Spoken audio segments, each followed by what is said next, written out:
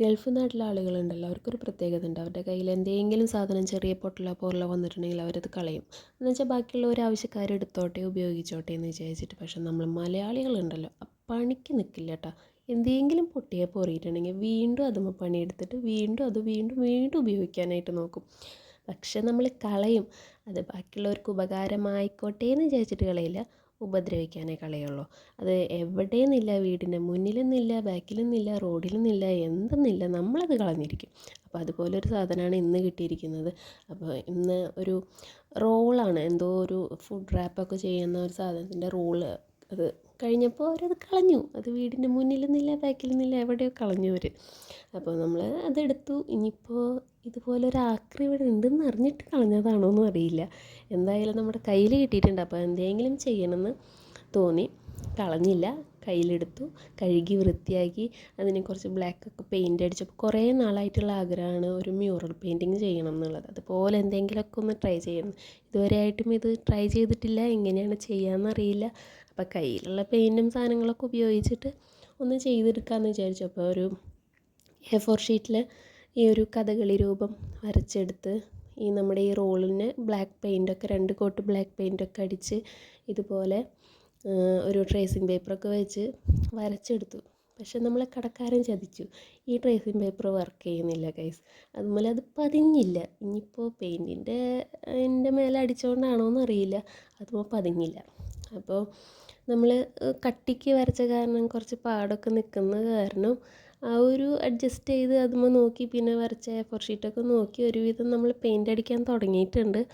ഒരു metallic green paint എടുത്തിട്ട് അടിച്ച് തുടങ്ങുന്നുണ്ട്. ഇതെങ്ങനെയാണെന്നൊന്നും അറിയില്ല, ട്രൈ ചെയ്ത് നോക്കാൻ ശരിയാവുമെന്ന് വിചാരിക്കാം. മെറ്റാലിക് ഗ്രീൻ ആയതുകൊണ്ട് തന്നെ ബ്ലാക്ക് മലിക്ക് അധികം പിടിക്കാൻ കുറച്ച് പാടായിരുന്നു. അപ്പോൾ നമ്മളൊരു 2 കോട്ടൊക്കെ അടിച്ചിട്ടാണ് അതൊന്ന് ക്ലിയറായി കിട്ടിയത്. ഇതെങ്ങനെയാണ് ഇതിൻ്റെ ഫോർമാലിറ്റി, ഇതെങ്ങനെയാണ് ചെയ്യേണ്ടതെന്നൊന്നും എനിക്കറിയില്ല. എൻ്റേതായ രീതിയിൽ ഞാൻ അടിച്ചു നോക്കുന്നു എന്നുള്ളത് മാത്രമേ ഉള്ളൂ. കൂടുതലായിട്ട് ഡീറ്റെയിൽഡായിട്ട് ഈ മ്യൂറൽ പെയിൻറ്റിങ്ങോ ഈ വക കാര്യങ്ങളൊന്നും ഇതേവരെ ട്രൈ ചെയ്ത് നോക്കിയിട്ടില്ല. നമ്മൾ ഒരു വിധത്തിൽ എവിടെ നിന്നാണ് എങ്ങനെയാണ് സ്റ്റാർട്ട് ചെയ്യേണ്ടതെന്ന് പോലും അറിയില്ല. അപ്പം എനിക്കറിയാവുന്ന രീതിയിൽ ഞാൻ ട്രൈ ചെയ്ത് നോക്കുന്നു എന്ന് മാത്രമേ ഉള്ളൂ. അപ്പോൾ ഒരു വിധത്തിൽ നമ്മളിങ്ങനെ മുഖമൊക്കെ ഒരുവിധം അടിച്ചൊക്കെ കഴിഞ്ഞിട്ടുണ്ട്. പിന്നെ നമ്മൾ കണ്ണൊന്ന് എഴുതി കണ്ണിനൊന്ന് ഡീറ്റെയിലാക്കി കൊടുക്കാനായിട്ട് ട്രൈ ചെയ്യാണ്. ആദ്യം വിചാരിച്ചതൊന്നും ശരിയാവില്ല, അത് ഫ്ലോപ്പ് ആവാനുള്ള പോക്കാണ് എന്ന് വിചാരിച്ചു. പിന്നെ ചെയ്ത് വന്നപ്പോൾ അങ്ങനെ തെളിഞ്ഞ് വരുന്നത് കണ്ടപ്പോൾ കുഴപ്പമില്ല എന്ന് തോന്നുന്നുണ്ട്. അപ്പോൾ നമുക്കറിഞ്ഞില്ലെങ്കിലും ചെറുതായി എന്തെങ്കിലുമൊക്കെ ഒന്ന് ട്രൈ ചെയ്ത് നോക്കന്നെ. അപ്പോൾ എവിടെയെങ്കിലുമൊക്കെ എത്തുമായിരിക്കും. അങ്ങനെ കണ്ണൊക്കെ ഒരുവിധമൊക്കെ എഴുതിയിട്ടുണ്ട്, മുഴുവനായിട്ടില്ല. അവസാനം ഒന്ന് ടച്ച് ചെയ്യാനുണ്ട്. പിന്നെ അത് കഴിഞ്ഞ് നമ്മൾ മൂക്കും ചുണ്ടൊക്കെ ഒരു വിധത്തിലൊക്കെ എഴുതിയെടുത്തിട്ടുണ്ട്. കഥകളി രൂപനായാൽ മതിയായിരുന്നു, അതാണ് കേട്ടോ ഞാൻ ഉദ്ദേശിക്കുന്നത്. അങ്ങനെ നമ്മുടെ ചുണ്ടൊക്കെ ഒരു വിധത്തിൽ നമ്മൾ കവർ ചെയ്തെടുത്തിട്ടുണ്ട്. ഇനി നമുക്ക് ആ പൊട്ടും നെറ്റിമേലത്തെ പൊട്ട്, എനിക്കറിയില്ല അതിന് എന്താ പറയാതുള്ളത്, പൊട്ട് സാധനങ്ങളൊക്കെ നമുക്ക് ഒരു വിധത്തിൽ വരച്ചെടുക്കുക.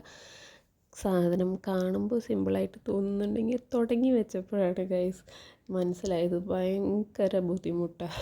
ഇത് എങ്ങനെയാണ് റിയൽ ലൈഫിൽ അവർ ഇതുപോലെ വരച്ചെടുത്ത് പെർഫെക്റ്റ് ആക്കി എടുക്കണേന്ന് മനസ്സിലാവണില്ല. നമുക്കൊരു പടമായിട്ട് പോലും നമുക്കത് വരയ്ക്കാനായിട്ട് പെയിൻറ്റിങ്ങിൻ്റെ ആ ഒരു ഇനി അറിയാത്തതുകൊണ്ടായിരിക്കാം മേ ബി.